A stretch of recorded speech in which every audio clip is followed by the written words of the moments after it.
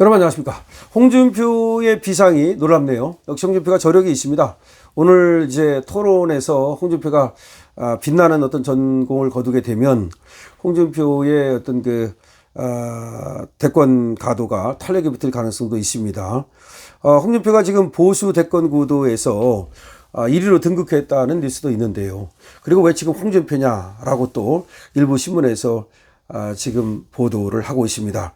지역 정가에서 보니까 홍준표 대세론이 확산되고 있더라, 이런 얘기가 있는데요. 일단 김문수 대세론도 있고 한덕수 대세론도 있습니다. 그것이 없다는 것이 아니다는 걸 먼저 전제로 한 다음에 홍준표에 대해서도 지금 경선 구도에서 보수 지역 내 지지율 1위가 나왔다는 겁니다. 한국갤럽 여론조사에서 홍준표 후보는 한덕수와 함께 공동 선두를 차지했는데요. 7%로 말이죠.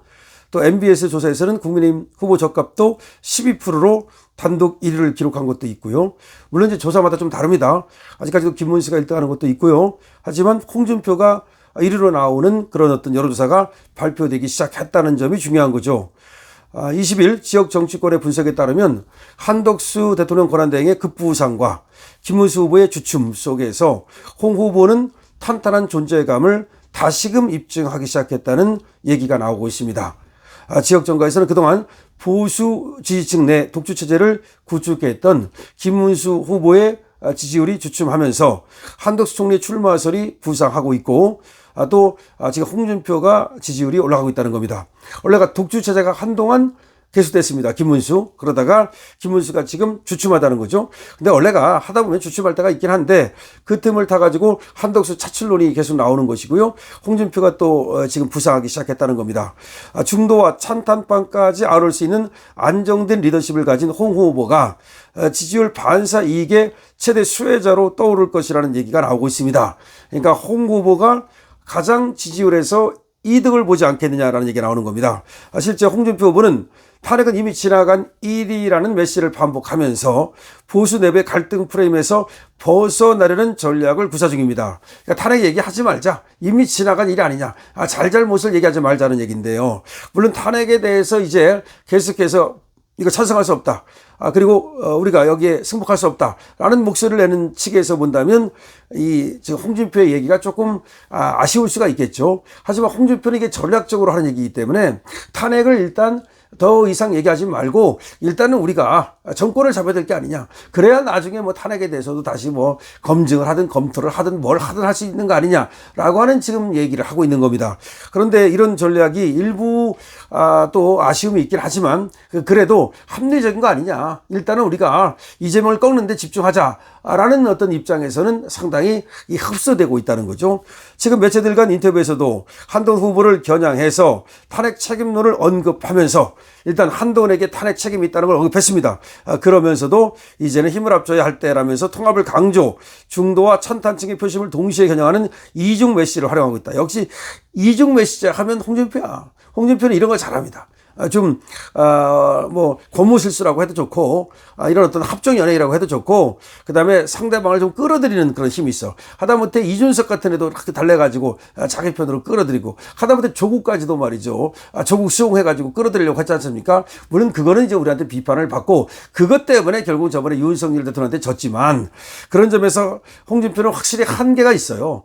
홍준표는 저는 많은 점이 참 아쉽다고 생각해요. 그렇지만은 어쨌든 홍준표의 힘도 필요하고, 나중에 홍준표가 또 지금 치고 올라갈 가능성을 배제할 수 없다면 홍준표가 하는 그 하나하나에 대해서 좀 못마땅한 게 있다 하더라도 큰 틀에서, 큰 흐름에서 보자.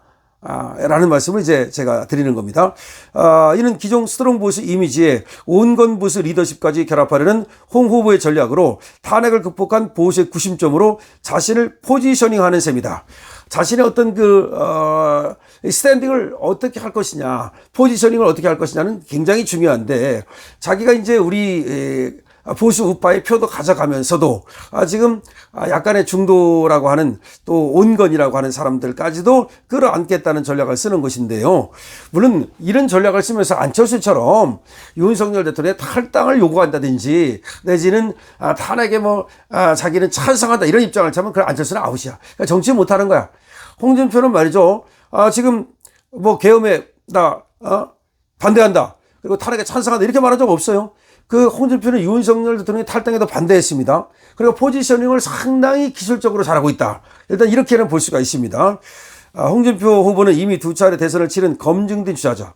맞죠? 그건 뭐 맞는 말입니다. 이미 대선을 2번 치렀습니다. 대구시장으로서의 시정 경험이 있고 또 경남도지사로서의 또 경험이 있고 정책 중량감은 뭐 이재명을 압도하죠. 그렇기 때문에 홍준표가 어쨌든 이번에 이제 우리 경선에서 뭐 1등을 하든 안 하든 하면 홍준표가 나가는 거고, 그렇지 않고 김문수가 한다면 홍준표가 가진 어떤 정치적 자산과 역량, 그런 어떤 거를 김문수한테 충실히 이걸 갖다가 그야말로 전달해 줘야 되거든요. 그것이 이제 경선 과정에서 자연스럽게 말이죠. 서로 합종 연행이 일어나고, 그 다음에 또 이제 정책의 융합 현상이 일어나고, 그 다음에 내게 아니라 하더라도 다른 사람이 가진 어떤 좋은 정책이나 공약이 있다면 그걸 흡수해야죠. 내 걸로 만들어야죠. 차화시켜야죠. 그래서 다시 이제 내 걸로 만들어 가지고서 또 발표를 해야죠. 그렇게 함으로써 결국은 하나가 되는 거죠. 그래서 난장이 지금가 거인이 되는 과정이 그렇게 되는 것이거든요. 자, 국민의힘 대구시당 핵심 당직자는 시간이 갈수록 홍준표 전 대구시장의 약진이 두드러지고 있다는 게 지역 당원들의 당심인 것 같다면서 지역 당심 바닥에는 민주당 이재명 후보를 잡을 사람은 홍 시장이라는 얘기가 확산되고 있다. 이런 얘기를 하고 있습니다. 물론 이 아이뉴스24라고 하는 이 지금 매체인데, 이 매체는 홍준표한테 상당히 호의적인 그런 매체로 보입니다. 물론 뭐 이제 매체마다 자기가 더 밀고 있는 그 후보가 다를 수 있으니까 그거는 뭐 우리가 자연스러운 현상이라고 보고요. 일단은 홍준표가 조사에 따라서는 지금 보수 주자에서 1위로 올라서는 그런 어떤 조사도 나오고 있고, 홍준표에 대한 어떤 지금 지지세가 지역을 중심으로 확산되고 있다는 얘기도 나오고 있습니다.